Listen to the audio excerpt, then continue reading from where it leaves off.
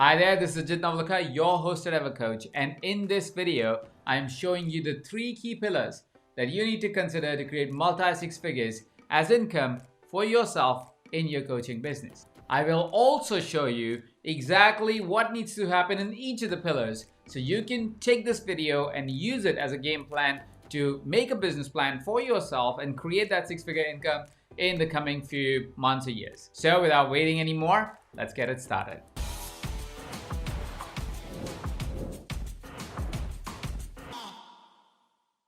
There are 3 fundamental pillars that you need to consider if you want to create a successful and thriving coaching business. It doesn't matter what kind of coach you are, but for the sake of this video, I'm going to keep it simple. I'm going to talk about coaching in a business context. But you might as well use the same strategies, the same pillars, the same ideas for any other type of coaching that you may be considering or something that you already pursue. The first pillar is understanding of your product or your service. One of the keys to becoming a really successful coach is to understand what is the product or service, what's the outcome that you offer to your clients. Most of the coaches would start really generic. They would try to say, hey, I am a business coach, I am a life coach. And because they don't have the consideration of understanding that when you say a broad thing like life coach and business coach, people tend to not really understand what is it that is the exact outcome that they can expect from you. When I started coaching as a business coach, I didn't just say I'm a business coach. I said I'm a business coach for education-based companies in the online setup. It was a very specific market that I started with and then gone on to expand my market as I started to build my business, as I started to have a lot more case studies in my coaching practice. So firstly, you need to understand what is the product that you offer. If you're a business coach, what kind of a business coach you are? What kind of market do you serve? What kind of clients are you most excited about? What kind of clients do you want to work with? What kind of clients can you get the maximum impact with? Once you've identified who's the market that you want to serve, you want to identify how it is that you are going to create that impact. You see, when a coach starts, again, we try to go at a business and try to find all the gaps that the business might have and try to address all of them at the same time. When we try to do that, it confuses yourself as a coach because you don't know who's the right person to talk to, and more importantly, it confuses your client. They don't know what's the question to bring up in the limited time they have with you.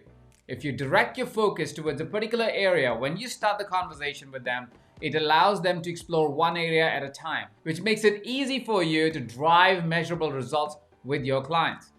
Having measurable results that your clients can associate directly with the work that they've done with you, is vital for the success of your coaching practice. If your clients cannot place you as what kind of service you provide and what kind of outcomes can they expect from you, it becomes really difficult for them to continue to engage with you. Which is why, while it is important for you to define exactly what market and what type of coaching you're going to do, it is also important for you to pick an area, a measurement that will define if your coaching is actually working. The clearer you can explain how you get a client an outcome, the easier it is for your client to actually work with you and sign up with you to get that particular outcome. This also makes it really easy for your clients to say no and for you to say no. If a particular client does not fit the criteria that you are most likely wanting to fill, is a criteria where you know that this particular type of company, this particular type of work will always get me the outcomes that I want, it makes it easier for you to define which client to work with, and it makes it easier for your client to really define if you are the right coach to work with. Now, how you deliver these products and this service is also critical. One of the easiest ways is to give a package. When you sign up with a client, instead of offering them generalized, we'll work by the hour, give them a particular package. Say a particular outcome is achieved in anywhere between 3 months to 5 months to 6 months, depending on the offer that you have, and then sign them up for that time. Have them commit to a 3-month engagement with you or a 6-month engagement with you, because that is enough time for you to really explore that particular area in the company and with the client, and it is enough time for your client to really see the measurable outcome where they are excited to continue that journey. When you're starting, try not to sign hourly contracts. An hourly contract doesn't really give you enough space to get the outcomes for your client. When you're starting out new as a business coach, you can expect anywhere between $3,000 to $5,000 packages, which may range anywhere between 2 months to 6-month engagement. Now, this number of how much you can charge per package is of course variable based on the country that you're based in and how the economy of that country is. The numbers I'm sharing are mostly associated with the US market. So adapt this number to the market that you operate in. This also means that through the course of a year, if you get anywhere between 10 to 20 clients, $5,000 would mean $100,000 in income, making you a 6-figure coach. So you may say, wow, that is great, Ajit. How do I get these 20 clients? Well, that brings me to the second pillar, and that is what I call the visibility pillar. Visibility pillar is associated with how do you really make the outreach that the clients can find you. Now, there are many different ways you could be working towards your visibility, but I'm going to give you 2 very simple ways that you can execute pretty much right away for you to get started and start to get visible in your space. Say you decide to be a business coach and you decide to focus on design-based companies. One of the ways to get really visible and in front of the audience that may be interested in a coach that focuses on design-based companies is for you to address forums that are in that industry. Say, for example, if you were to address other creative heads of different companies, you want to find a platform, a forum, a dinner where you could have all these creative directors come in and have a conversation about design with you. This could happen by you hosting that dinner. This could be happening by you attending a virtual or a live conference. This could happen also by you making personal outreaches to people in your area, in your vicinity, to have a dialogue, have a one-on-one conversation about the future of design. The key here is to find a curious enough dialogue that they would be interested to engage in.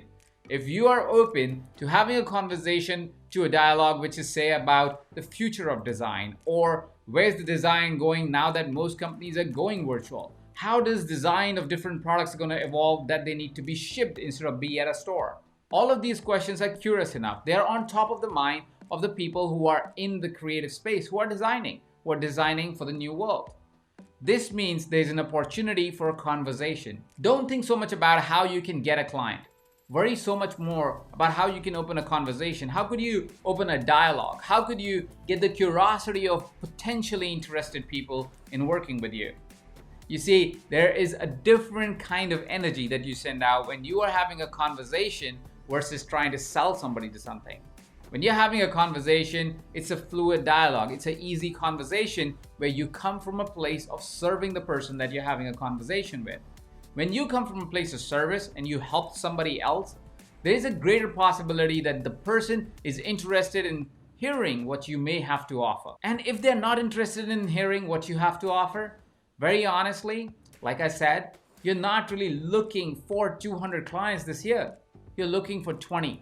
You could have 200, 400, 600 really great, intriguing conversations with individuals that really care about the ideas, that really care about the future of an industry, really care about how everything is evolving, really care about the experience. It is so much more powerful to have all of those conversations, which may lead to 20 conversions that may be clients that really, really want to interact with you and work with you. Now, that is just one way of creating visibility. This is more tedious, but if you are somebody who is extroverted and likes to interact with people and think they would do better if they were in physical presence with people, this may be the right way for you to approach. The second way to build visibility is by using the online channels. It doesn't matter what age you are, what gender you are, what race you are. Online is the greatest neutralizer and equalizer for everybody. Anybody can go online and anybody can start a dialogue online. Based on your passion, based on the area of work that you want to focus on, based on the kind of industry that you want to work with, create online content that can be distributed through the online relevant channel that would engage people that may have interest in a similar topic. Let's take the example of being a business coach working with design firms. If that is something that isn't of interest to you, go to the online forums and start interacting with people in the online platform of designers, people where they are engaging about the latest and the greatest dialogues. Start creating content from inside out where you talk about your experience with design, your experience with what's the future of design. Talk about what is some of the trends that you may be seeing. This allows for people to have a conversation around that particular topic. And as they have conversations around that particular topic, it makes it easier for you to actually follow them back, have a conversation and a dialogue with them. And as the dialogue naturally progresses, it creates the opportunity to have a phone conversation or a video conference with them, which allows you to further the conversation, which in turn may allow you to create a client. This is a much easier process, mostly because online mediums can be done from behind a computer as you're talking to a camera, which is significantly simpler than to book a time with somebody and meet them for coffee.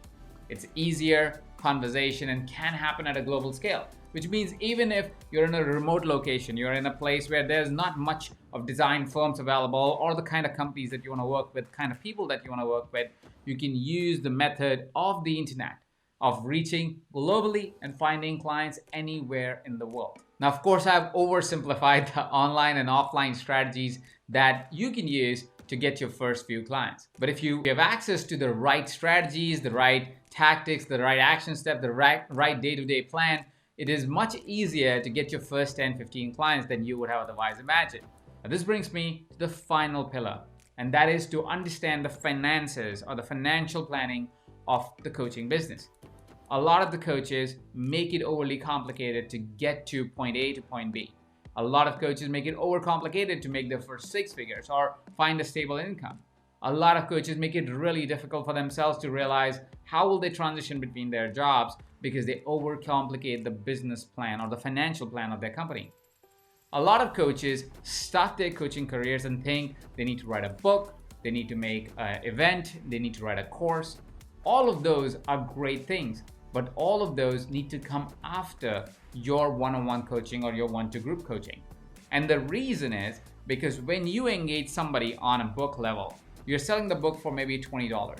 To make 6 figures, you'll have to sell thousands and thousands of books, which means you need visibility of hundreds of thousands of people. Whereas if you take the other approach where you say, hey, listen, I am going to go out in the market with the specific market, with the specific outcome that I will create for my clients, it's much easier for you to get the party started and get a very small segment of clients. Just 10, 15, 20 clients is significantly easier to attain than thousands of clients for a book. Most coaches make the mistake to fall into the trap of the gurus, the people who say, make another course, and as a course creator, you will be able to generate hundreds of thousands of dollars. While some people can, yes, achieve that, it is fairly difficult when you're just getting started. I say this because I have done both the paths, that the number of clients you need to interact with and ease of getting clients is significantly easier if you start your path as a coach.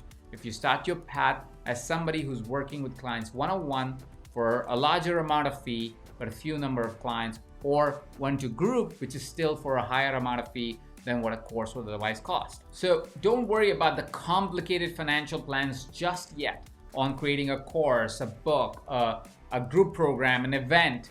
All of them will come later. All of them will happen in time. But first, worry about how you could get your first 20 clients for $5,000. How could you get your first 40 clients for $2,000 in a group program? Whatever that may be, make an easier plan. The path you want to take is something to this degree. Say you want to sell a $5,000 package and you need 20 clients to make your first 100,000. Now, to get your first 20 clients, decide that 1 out of every 5 conversations would say a yes or will become a client.